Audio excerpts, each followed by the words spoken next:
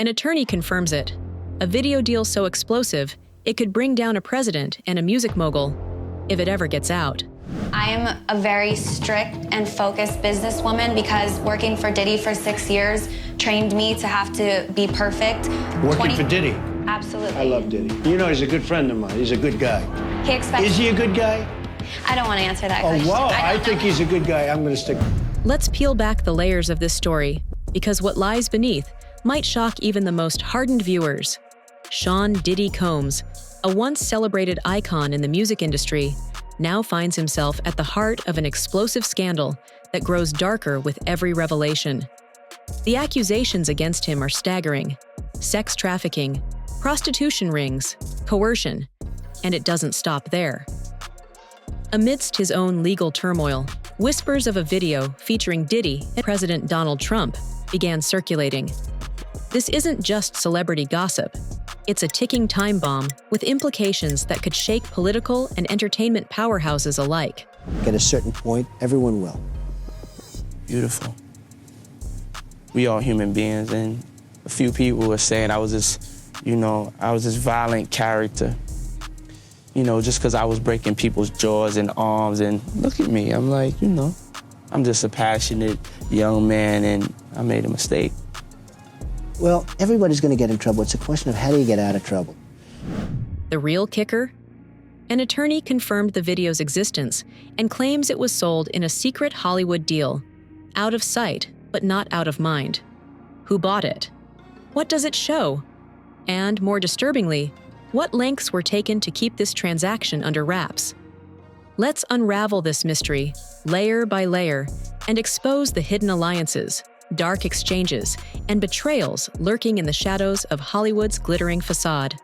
That Sean Combs' lawyers, they have been petitioning the court to stop information from being discussed in the public about this case. And that has taken multiple forms.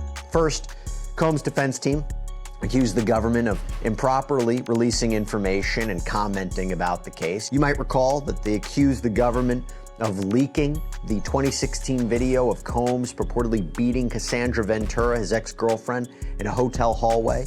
But they also said that the government, specifically Department of Homeland Security agents, they were improperly speaking to the media as well. And you might recall that Combs' lawyers, they presented a proposed draft gag order. Prosecutors objected. They said these accusations are not true. They proposed their own order in response.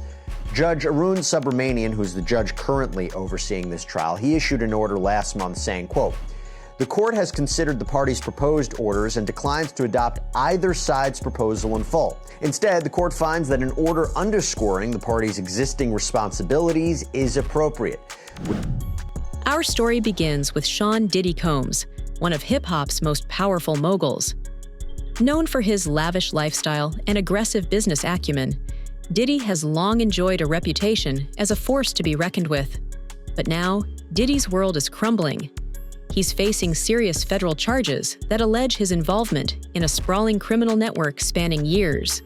Industry, and a civil lawsuit says his parents left him with a consultant who brought him to meet Combs. The lawsuit says Combs complimented plaintiff on his rapping and told plaintiff that he could make him a star. Then the lawsuit says Combs abruptly pushed plaintiff down and said words to the effect of, "You have to do some stuff you don't want to do sometimes," before forcing him to perform a sex act. Diddy's legal team said the lawyer behind this lawsuit is interested in media attention rather than the truth, and repeated that Mr. Combs never sexually assaulted or trafficked anyone, man or woman, adult or minor. In another new civil lawsuit, a man alleges he was 17 and auditioning for Making the Band when Combs assaulted him under the guise of questioning how he would handle situations involving sexual pressure. Combs denied this claim, too. These newly filed civil cases against Diddy are not operationally going to have an effect on his criminal trial. Now, if there is new evidence that is not in the hands of law enforcement that does come out during the civil trial, law enforcement can look at that information and determine if they're going to use it in their case against Diddy. The accusations read like a horror novel: human trafficking, sexual exploitation, and using violence and coercion to bend others to his will.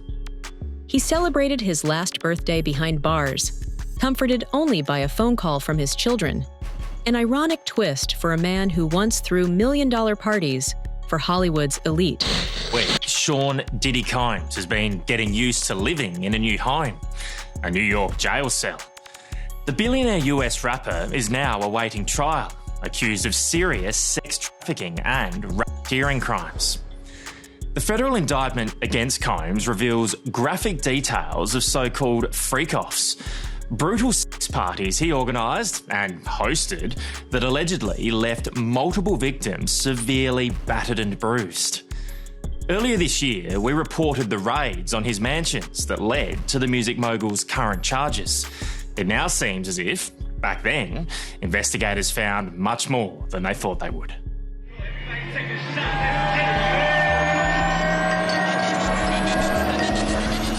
For decades, an invite to one of Sean Diddy Combs' infamous parties was a ticket to rub shoulders with Hollywood's elite. The case against him grew even darker when Courtney Burgess, a former associate, emerged with what he claimed was incontrovertible evidence: flash drives containing over a dozen sex tapes of Diddy with various celebrities. According to Burgess, some of these tapes included disturbing encounters with minors, a revelation that, if proven, could end Diddy's freedom for good. My next guest just testified before a federal grand jury. He says he was in possession of a trove of digital evidence from Diddy's freak-offs and parties. His name is Courtney Burgess, and he says a friend gave him 11 flash drives that belonged to the late Kim Porter. And if you follow this story, you'll know that Kim Porter is Diddy's ex-girlfriend and the mother of 4 of his kids. On those drives, the witness says 8 videos featured 8 celebrities at Diddy freak-offs or parties, and that 6 were males, 2 were females. The drive also included a manuscript of an alleged Kim Porter memoir, a memoir that her 4 kids insist is fake. Courtney Burgess told his story on a podcast before he told the grand jury today, and after he told the grand jury, and I mean immediately after, he booked it over to my set, and he and his attorney talked to me. But that wasn't all. Burgess hinted that the footage included appearances by influential figures. Rumors of names swirled. Then the bomb dropped. Donald Trump was allegedly involved. I think at least in the beginning, I was pretty skeptical of just what we could really, be sure of in regards to all this. I think like having heard so many people's stories, especially, what really made me feel confident in a lot of this stuff is listening to Gene Deal, his bodyguard. Yeah, I talked to him yesterday. Really? Yeah. Because he had a really astonishing quote. You should hear the one he's not saying. It's even crazier. Right. So he's got stuff in the tuck that he hasn't put out there? Everybody does. Really? Yeah. He had a line. Allegedly. And we're going super out of order here, but he had a line when he was talking about Danity Kane where he said that, this is the line, it was when a couple of the girls in Danity Kane, I guess, like refused to sign some type of agreement. We were giving a publishing deal prior to Cassie coming forward, about 6 months, maybe even prior to that. And Gene said that Diddy's said to him in privacy, and like there was only one other person in the room, I'm gonna drug they ass out and pimp them out to my N-words. To understand the weight of this revelation, let's rewind to the 1990s. Diddy and Trump weren't just 2 businessmen. They were titans of New York's nightlife. Trump, a real estate mogul with a flair for the dramatic, and Diddy, the rising star of hip-hop, crossed paths at numerous high-profile events. I was at his first big party. Oh, yeah? In New York at Cipriani, the first sort of puffy party. Okay. When it was like, oh, wow. And it was downtown. And well, for a hip-hop dude, it was like, holy shit. Trump was there. Derek Jeter was there with Mariah Carey. Oh. It was, I don't know how many people, but it felt like 2,000 people. This is, a public, huge party. I was at that party, and I've seen him many times over the years. Many times over the years. I've been to many events, but before you even ask, I've always been a 1 a.m. it's late. It's late. Past your bedtime. Past my bedtime. You know, so, you know, my interactions with him were, you know, Puffy, New York, da-da-da-da-da. Hi, bye. Hi, bye, yo, what's up? Da-da-da-da, you know. Yeah. Trump even called Diddy legendary and invited him to his extravagant birthday party in 1998. Pictures of the two of them, alongside Melania Trump, circulated widely. Back then, they were seen as larger-than-life characters in New York's elite circles, feeding off the glamour and status of each other's company. You were cordially invited to celebrate the birth of P. Diddy. Sean P. Diddy, Puff, Pastry Combs. Puff the Magic Dragon. Puff Daddy. Puffy. I call Puffy Sean John. Got a lot of names, huh? Let's get some more names. HR Puff and stuff. Sean P. Puff. Puffy, please. Bad boy. You can call him birthday boy on this night. Sean John, Puffy Combs. Sean, Puffy Combs. Yo, Puff Daddy Combs! My man, Puffy. Big boy! The legendary Puff Daddy. P. Diddy, yes. Puff Daddy. Cheese Puff! That's the one you need to use. Puff Daddy. My daddy.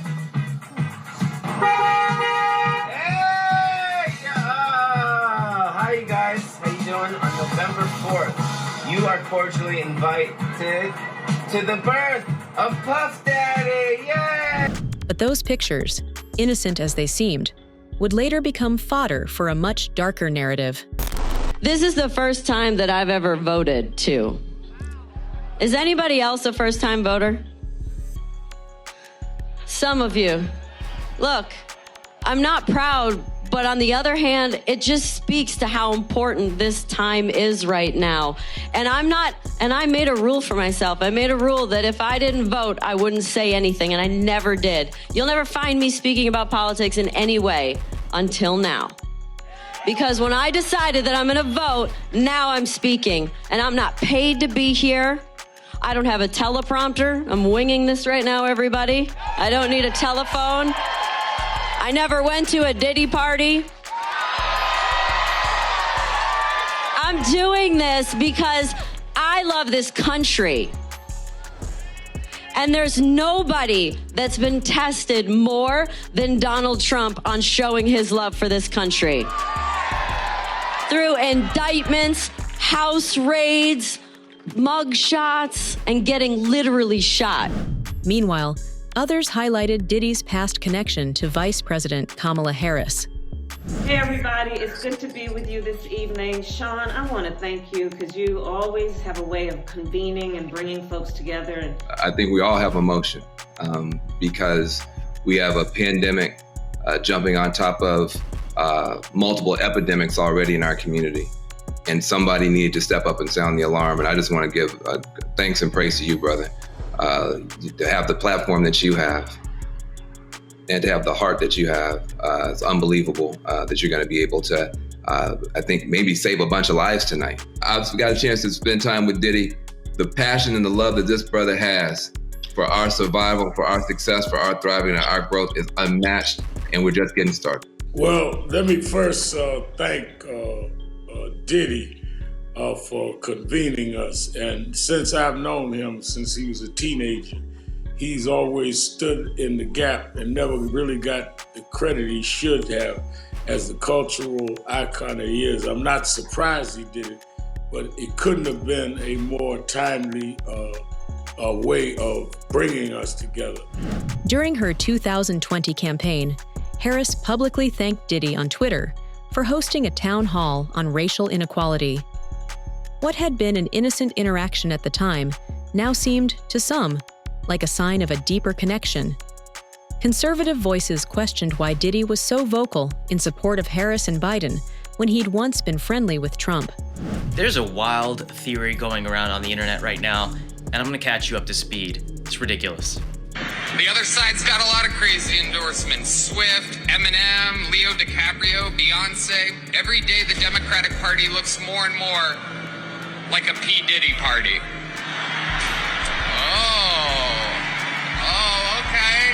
So the theory is that Diddy is rounding up all his friends and buddies and supporters to try to get Kamala Harris into office, because if she does, she's going to be able to help him get rid of the tapes and help him get out of prison, and this way he could be safe.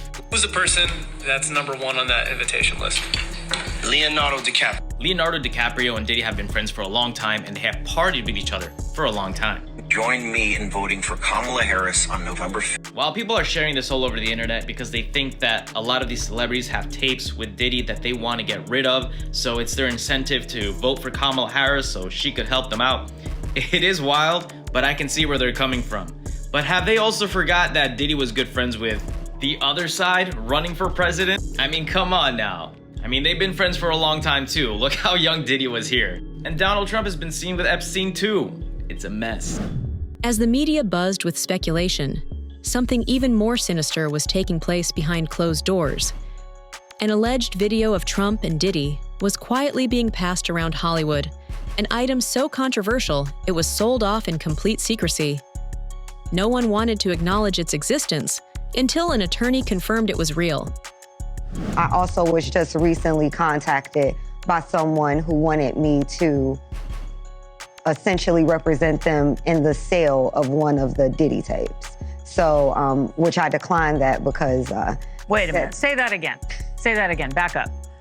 You're saying that there's tapes and they're being shopped? Yes, there have been people already shopping. We've heard about the tapes, but yes. The shopping thing is yes, new. There already have been tapes leaking around Hollywood, being shopped around to individuals in Hollywood.